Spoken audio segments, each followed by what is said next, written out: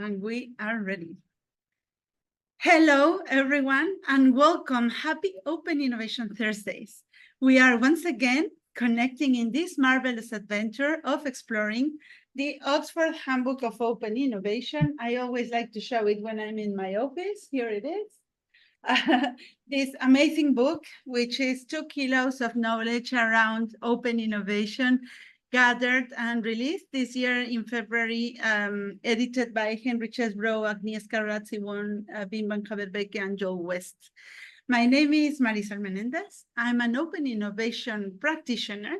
I've been doing open innovation since 2010, back in BBVA, when I was working as a head of open innovation there. And now I have my own company, Vilacatu, where we do open innovation in our daily basis. So as you know, as you can see, my life is all about open innovation and ecosystem orchestration. That's why it's such a joy for me to be doing this series of conversations, just 15 minutes to discuss with each of the authors of this marvelous handbook. And today is a very special day for me because we are getting to chat with Krithika Randhawa. I don't know if I've said your name correctly. Krithika, welcome. Yeah, absolutely. Yes. How are you today? So happy to see you. Great to see you too, Marisol, and thanks for inviting me. I'm really thrilled to be here and to be able to share insights from my recent chapter in the Open Innovation Handbook. Thank you very much. First of all, we like to get to know the authors a little bit. Where are you connecting from? I'm connecting from Sydney in Australia, so quite far away from you and perhaps many of those in the audience. But I've been connected very closely with the open innovation community for many years, for almost 15 years or so. I've been connected with this community from the time that I was a doctoral student. My name is Krithika Randhawa, and I am an associate professor of strategy, innovation, and entrepreneurship at the University of Sydney Business School here in Australia. And my research really focuses on the strategic choices that organizations and people can make in adopting, in commercializing, and in scaling both innovation, and more recently, I focus a lot on what all this means for emergent technologies.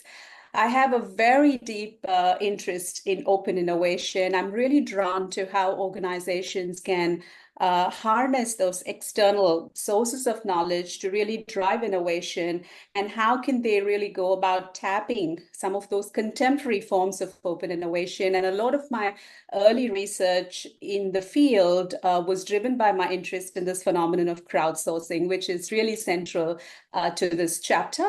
I also, besides crowdsourcing, I focus on topics such as digital platforms, innovation ecosystems, and all forms of collaborative business models, really. So the idea behind my research is to really try and explore how some of these organizational forms can enhance innovation outcomes, and how can all of this really drive transformation of industries and also sustainability transitions and societal benefits broadly. That's so interesting, and really, as you say, well connected to the general open innovation concept, no? And I like how you pose that you are drawn to this research. I sometimes feel that it's also like an external force that it's drawing me into so many areas of interest. One of these is what your chapter is about. The title is A Typology for Engaging Individuals in Crowdsourcing. You are the unique author, Krithika Randhawa. How did you come to write this chapter for the book?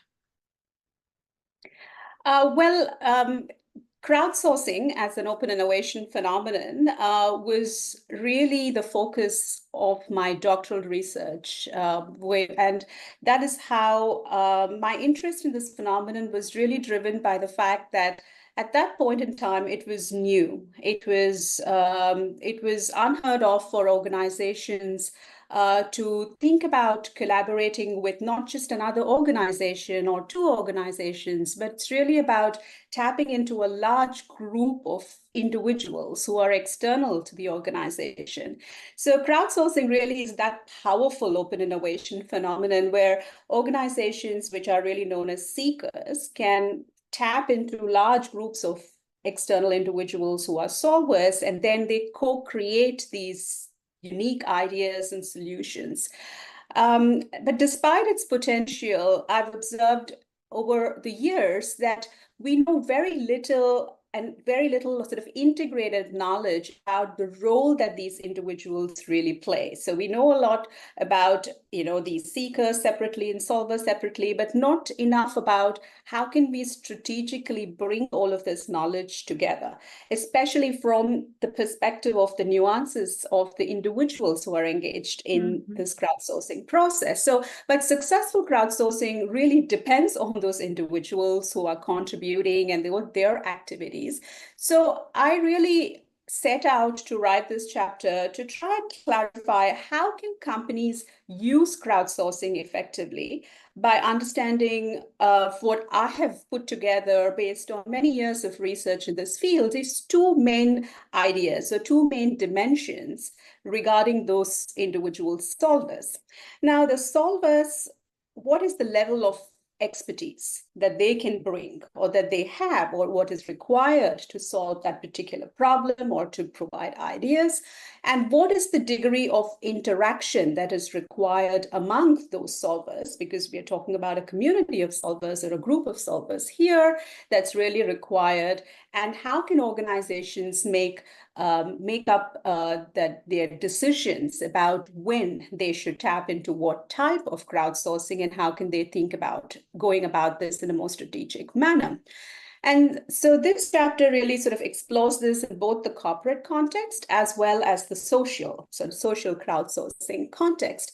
I'm really drawn to this sort of this dynamic and this collaborative nature of crowdsourcing, because this is all about how you can democratize this whole innovation process and bring all those diverse perspectives of those individuals into this idea of solving complex problems. But how do we do this in a strategic way, right? So this chapter really outlines a typology of 4 crowdsourcing strategies. And based on these 2 dimensions that I just talked about, what is the level of interaction between these solvers, or how much do we want them to actually interact or not? And the other dimension is about how much technical expertise do we really require from these solvers in order to really achieve our innovation goals. So the idea is that then these choice of this particular tailored crowdsourcing strategy should be able to help companies pick the right ones depending on their specific needs, whether they want to go about technical problem solving, solving fairly complex scientific problems, or do they want to use crowdsourcing more for creative ideation processes of developing new products, new services, or new innovation concepts, and so on and so forth.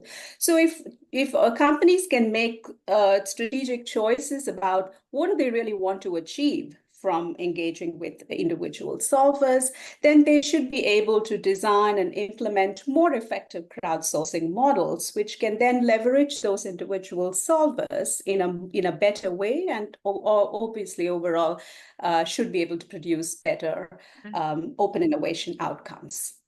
So this is a research for many years about how to engage these individuals into these open innovation initiatives. Yes. In this way of letting innovation flow across organizational boundaries, to create innovation in line with the business model, which is the definition of open innovation, but also like a very practical guide that industry players and practitioners can go and say, okay, let's see what kind of model would be best for my own interest and aligned to my own strategy. Do you have any interesting examples that you like to look at in this crowdsourcing phenomenon? Yeah, sure. I can talk to you about examples for each of those four crowdsourcing strategies. But before I get to that, I just want to take a step back to make sure, in case there is anyone in the audience who is not technically sort of aware of these terminologies of seekers and solvers and contests and communities and all of those sort of things. So essentially, the main ideas, there are just two main perspectives in crowdsourcing. There are the seekers and then there are solvers. So solvers are those individuals who participate by contributing their ideas, they're contributing their solutions. And research has really talked about how they can be motivated by various factors. So they can be motivated by financial rewards, they can be motivated by recognition, or maybe just the sheer joy of problem solving. And so they bring different forms of expertise. And this is very critical for them to be able to solve those complex problems. On the other hand, seekers are those organizations that actually implement crowdsourcing. So they are the ones who they need to define what problem they want to solve, how do we attract those solvers, and how to actually select the best solutions from the many solutions that solvers provide. And they must be able to really leverage that diverse knowledge that the solvers bring, and how to actually pick and choose how they're going to use that to achieve their own strategic innovation goals, so which could, like I said, range from solving technical problems all the way to creative ideation. Mm-hmm. So this typology is really, let me break this down for you and share some examples of how it has been done well. So we can consider to engage individuals in crowdsourcing these two key dimensions, right? I mentioned the level of interaction between solvers and their level of technical expertise. So now the idea is that by mixing and matching these two dimensions, this chapter really chalks out a 2x2 matrix, which is based on two sets of ideas. So the fact that organizations can engage in crowdsourcing either for technical problem solving or ideation. So that's one set of dimension. Then on the other side, they can do this through two forms, by engaging in contests or through online communities. Now, when we put all of this together, we end up with a 2x2, right? So there's a We mix love and two by match. twos. We love two We by love twos two in by two. open innovation. Exactly. So one quadrant of the 2x2 is one of these four crowdsourcing strategies, right? So which is a technical problem-solving contest. So now these are aimed at solving specific, often complex scientific problems. So here, solvers work independently, and their contributions are usually blind to others. And they sometimes, in many of these cases, they would really want to protect their intellectual property. So let's take, for example, NASA. They use very openly, they use and proudly, they use open innovation and crowdsourcing, in fact, through intermediaries like Incentive, Nine Sigma, and so on, but they use it to solve really big scientific grand challenges. DARPA has used this as well for solving some of their grand challenges and to come up with, for example, autonomous vehicles and so on. XPRIZE Foundation has used this form of crowdsourcing by hosting contests for breakthroughs in areas like space exploration, ocean health, and so on and so forth. So that's technical problem solving. Right? Now, let's take another form of open innovation, which is still looking at this idea of using contest-based crowdsourcing, but using it for creative ideation as the outcome. So this form of crowdsourcing allows organizations to solicit creative ideas and solutions from a broader audience, right? They require less technical problem-solving skills, but it's more about coming up with new innovative ideas and concepts. So let's take the example of Lego. Lego uses this through their Lego Ideas platform, where fans submit new Lego set ideas. Companies like Pepsi have used it, like do us a new flavor contest, right? Inviting consumers to actually suggest new potato chip flavors. Netflix has used this really well, and for a challenge to improve their recommendation algorithm. So these are ways of having contests, but using it for creative ideas as the final goal.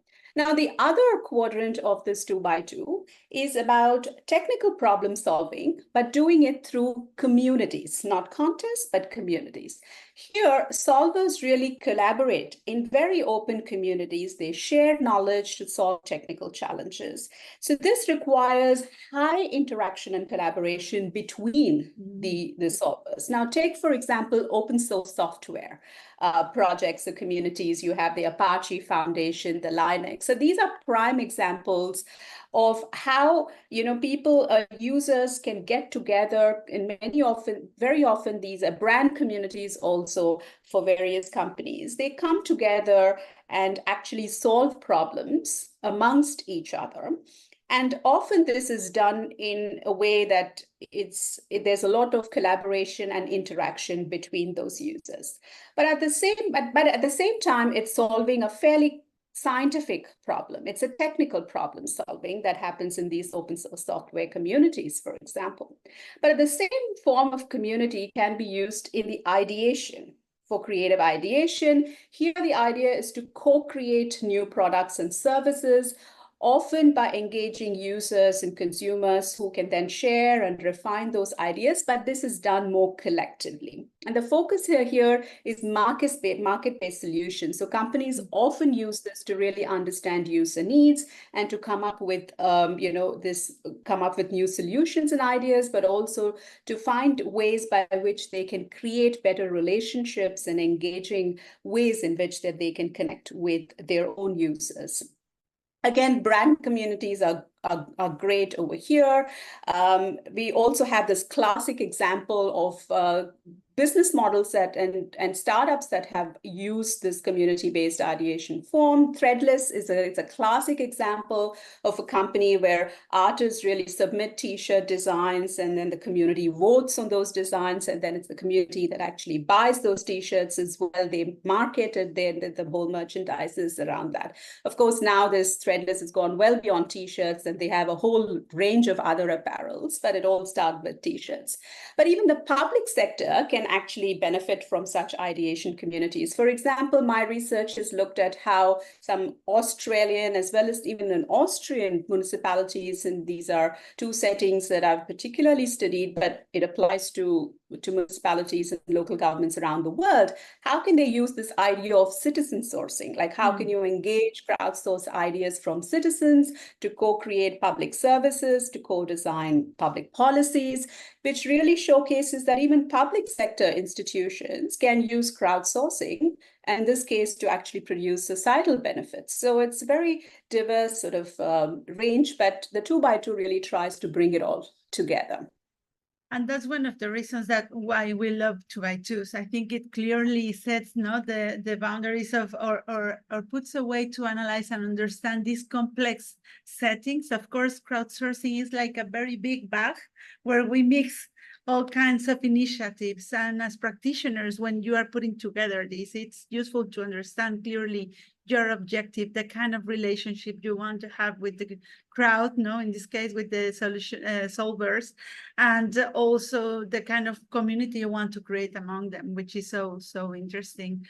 Krithika, I think once again we just learned today that there's so much interesting depth.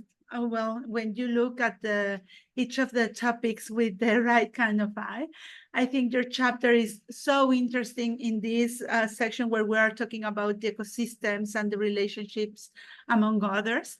This sets very well the dynamics and the value that the organization needs to bring to make this also for value for everyone. So it's very, very interesting. I don't know, any final thought, any final call to action so our viewers can take it with them?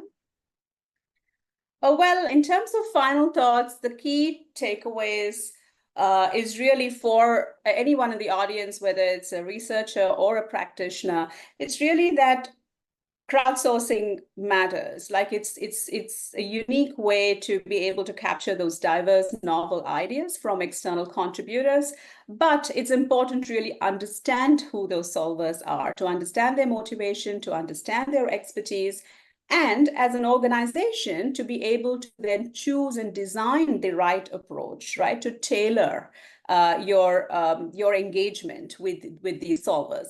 And for researchers, there's a lot to be unpacked. So this is just a starting, and I think for me the most interesting future researcher venue and for practitioners also to play around a little bit are exploring hybrid models. So 2x2s look very nice, but the world isn't really, all black or white, and you can't put real world, into those kind of cells.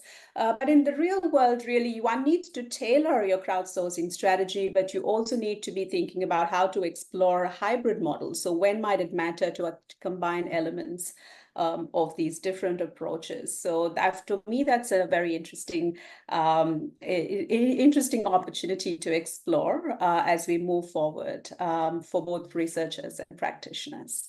Wow, this is amazing. Thank you very much, Krithika. As you said at the beginning, we are part of a community. I think we've somehow been connected, maybe all those 15 years that you and I have been working in the open innovation world. And so that's for me, that's why for me it's such a joy to be speaking to you today. I'm really admire your work. I really very much like that this also speaks about the breadth of the book, because we have people from all over the world, even from down under and over there, and with such so many interesting topics. Thank you very much for your time. Thank you very much for connecting. And we will read the chapter, study, and look into your research. Thank you very much. Thanks very much, Marisol, and pleasure as always discussing interesting research with you. Bye. Thank you. Bye. Okay, we finished the recording.